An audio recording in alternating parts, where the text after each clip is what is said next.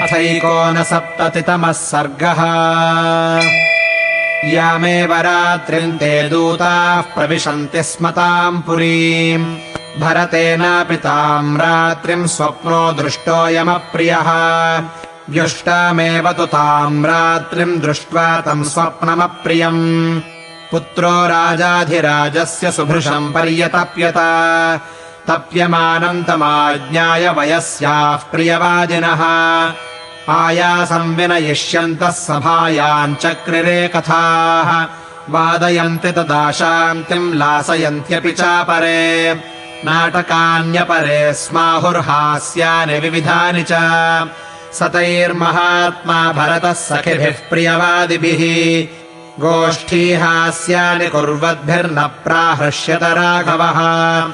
तमब्रवीत् प्रियसखो भरतम् सखिभिर्वृतम्। सुहृद्भिः पर्युपासीनः किम् सखेनानुमोदसे।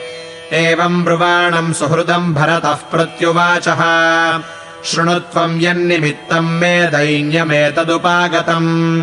स्वप्ने पितरमद्राक्षम् मलिनम् मुक्तमूर्धजम्। पतन्तमद्रिशिखरात् कलुषे गोमये ह्रदे। प्लवमानश्च मे दृष्टः स तस्मिन् गोमये ह्रदे। पिबन्नञ्जलिना तैलम् हसन्निव मुहुर्मुहुः। ततस्तिलोदनम् भुक्त्वा पुनः पुनरधः शिराः। तैलेनाभ्यक्तसर्वाङ्गस्तैलमेवान्वगाहत। स्वप्नेऽपि सागरम् शुष्कम् चन्द्रम् च पतितम् भुवि।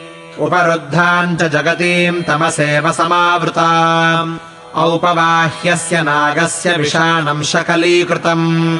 सहसा चापि संशान्ता ज्वलिता जातवेदसः। अवदीर्णाम् च पृथिवीम् शुष्कांश्च विविधान् द्रुमान्। अहम् पश्यामि विध्वस्तान् सधूमांश्चैव पर्वतान्। पीठे कार्ष्णायसे चैवम् निषण्णम् कृष्णवाससम्।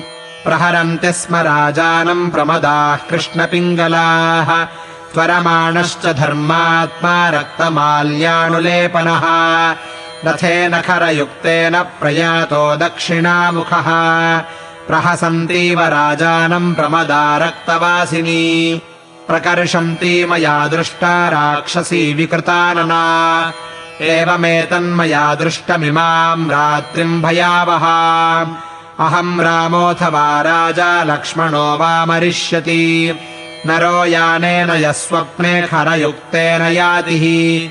अचिरात् तस्य धूम्राग्रम् चितायाम् सम्प्रदृश्यते।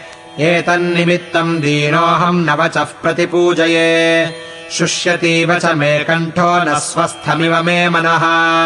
न पश्यामि भयस्थानम् भयम् चैवोपधारये। भ्रष्टश्च स्वरयोगो मे छाया चापगता मम।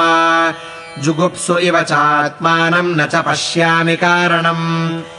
इमाम् च दुःस्वप्नगतिम् निशम्य हि त्वनेकरूपामवितर्किताम् पुरा। भयम् महत्तु हृदयान्न याति मे विचिन्त्य राजानमचिन्त्य दर्शनम्।